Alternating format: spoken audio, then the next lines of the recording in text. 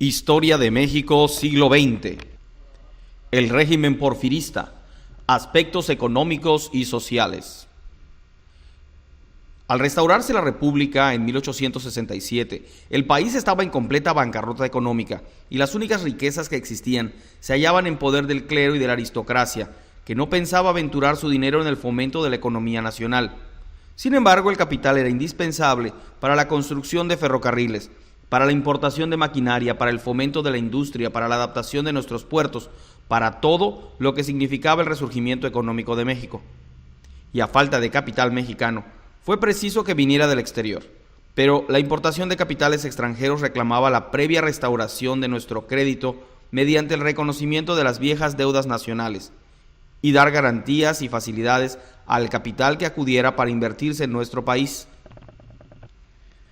Comprendiéndolo así, el gobierno del general Díaz reconoció la deuda exterior, consolidándola en la suma de 191.385.781 y abrió las puertas del país al capitalismo extranjero, llenándolo de concesiones y privilegios. A partir de 1880, comienza la penetración sistemática del capital extranjero en nuestro país para la explotación de la riqueza nacional, con lo cual nuestra economía adquirió un carácter semicolonial por depender de los intereses de la burguesía capitalista de Europa y los Estados Unidos. A los norteamericanos se les otorgaron concesiones para construir casi todos los ferrocarriles del país. A los españoles, las concesiones para el restablecimiento de la industria de hilados y tejidos. A los franceses, el permiso para explotar riquezas naturales y fundar instituciones de crédito. A los ingleses, la mayoría de las concesiones mineras y el control del Istmo de Tehuantepec. Las nuevas industrias dieron ocupación a millares de trabajadores, los cuales llevaban una vida miserable, con mezquinos salarios y soportando los malos tratos de patrones y capataces, lo cual trajo consigo la formación de agrupaciones de resistencia y más tarde el choque brusco entre obreros y capitalistas, protegidos estos últimos por el Estado. El régimen porfirista concedió preferentemente protección a los fuertes capitales sobre los menos desarrollados. Así fue como las poderosas compañías internacionales pronto adquirieron el predominio en todos los aspectos de la economía nacional: agricultura, minería, industria, comercio, con perjuicio de las pequeñas inversiones.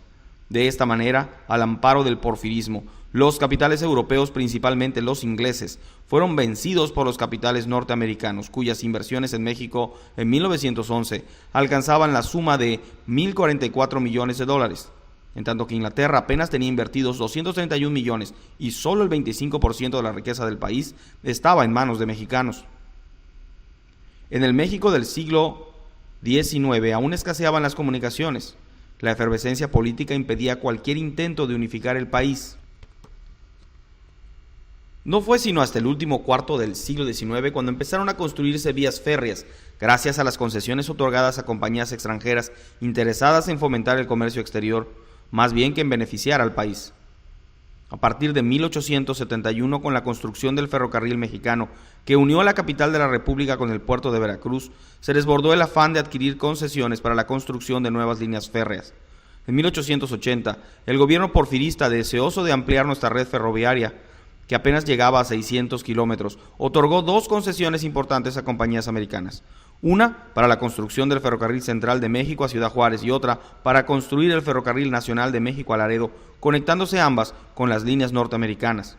En general puede decirse que las líneas férreas se construyeron de acuerdo no con las necesidades de comunicación interior del país, sino para facilitar la exportación de nuestras materias primas a la nación vecina y la importación de maquinaria y otros artículos de manufactura norteamericana. En 1910, la extensión de los ferrocarriles alcanzaba unos 20.000 kilómetros. La política que en esta materia siguió el gobierno del general Díaz, especialmente hasta 1891, consistió en otorgar concesiones de ferrocarriles con subvención a todo el que las pedía, sin medida ni concierto. El gobierno pagaba 6.000 de subsidio por cada kilómetro de vía construida en terreno plano y 20.000 en terreno montañoso.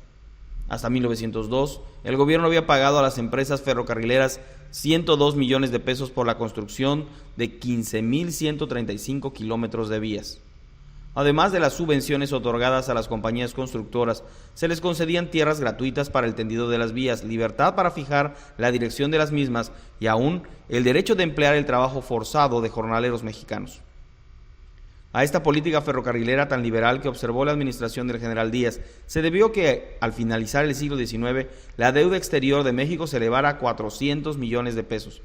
Si bien la economía nacional recibió un formidable impulso, favorable en su mayor parte al capitalismo extranjero, a fin de tener cierto control sobre los ferrocarriles de México, interviniendo en las decisiones de las asambleas generales de accionistas, el gobierno del general Díaz decidió en 1908 comprar parte de las acciones ferrocarrileras privadas. El autor de este proyecto de nacionalización de los ferrocarriles fue el ministro de Hacienda Limantur. El gobierno mexicano adquirió el 51% de las acciones que se encontraban en manos del Trust, Spire y compañía, y el 49% restante quedó en manos de los especuladores extranjeros. Mediante esta operación, el gobierno solo adquirió derechos de propiedad sobre las vías y los inmuebles de las estaciones, pero el material rodante quedó en manos de los accionistas privados. De 1882, el gobierno porfirista se empeñó en construir por su cuenta el ferrocarril del Istmo de Tehuantepec de Coatzacoalcos, Veracruz, a Salina Cruz, Oaxaca, como una empresa puramente nacional. Este ensayo oficial costó al país 70 millones de pesos. El capital extranjero se invirtió preferentemente en industrias extractivas y en mucha menor proporción en industrias de transformación. Esto se explica por la cuantiosa producción industrial de los Estados Unidos, de donde se importaban los artículos elaborados, lo cual impidió el progreso de la industria de transformación en México. Uno de los principales objetivos de las inversiones de capitales extranjeros en nuestro país fue la exportación de nuestras materias primas, metales, petróleo, caucho, henequén, maderas finas, etc. La única industria de transformación que alcanzó cierto desarrollo fue la de hilados y tejidos. Esto se debió fundamentalmente a la existencia de ricas plantaciones algodoneras y a la protección arancelaria que el gobierno le dio, gravando la importación de artículos extranjeros. Los principales centros industriales se hallaban distribuidos en los estados de Puebla, Morelos, Jalisco, Guanajuato, Querétaro, Michoacán, Veracruz y el Distrito Federal. Pero la industria, que no era extranjera, era subsidiaria de esta y, por tanto, su desarrollo estaba sujeto a las necesidades e intereses del extranjero. Considerando que las inversiones de capital extranjero serían benéficas para el país, cualesquiera que fuesen las condiciones en que se hicieran, la administración del general Díaz entregó también la minería mexicana en manos de extranjeros. A partir de la Ley de Minería de 1884, comenzó a hacerse sistemáticamente la venta de los fundos mineros vacantes y de las propiedades mineras ya adjudicadas a capitales extranjeros, con lo cual se enriquecieron los extraños, sin dejar al país más que miserables jornales y trabajadores enfermos. Esto favoreció el laboreo de las minas, las cuales, mediante la técnica de cianuración y los progresos de la química y la electricidad, lograron un gran desarrollo, dando lugar a nuevas explotaciones mineras de cobre, zinc, plomo, estaño y antimonio. En 1900, las empresas norteamericanas habían invertido $500 millones para la explotación de minas en Chihuahua, Sonora, Sinaloa, Zacatecas, San Luis, Guerrero, Puebla y Oaxaca. En 1901, el general Díaz expidió la primera ley del petróleo, en la que se concedió a las compañías explotadoras de mantos petrolíferos la exención de impuestos para la importación de maquinaria y accesorios para el beneficio del petróleo. Se liberó de tributos a los capitales invertidos y se hicieron ofertas de terrenos baldíos. Compañías inglesas y norteamericanas invirtieron sus capitales, iniciándose una activa campaña de despojos y de fraudes para adquirir terrenos petrolíferos, creando hasta fuerzas militares propias para su defensa. Al amparo de esta ley se fundaron varias compañías extranjeras como la Pearson Sun Ltd., de donde se originó la de El Águila, la Huasteca Petroleum Corporation y la Transcontinental del Petróleo, S.A. Sobre las utilidades líquidas, se les fijó una participación del 7% para el gobierno federal y el 3% para el gobierno local, pero hasta 1917 eludieron el pago de esas participaciones. En materia de crédito, el régimen porfirista también otorgó grandes privilegios y concesiones a banqueros extranjeros que controlaron las principales instituciones bancarias establecidas en el país con capitales norteamericanos, ingleses, franceses, españoles y holandeses, como el Banco Nacional y el Banco Mercantil Mexicano. En 1876 existía un solo banco, pero en 1910 había 32 bancos con un capital de 764 millones de pesos.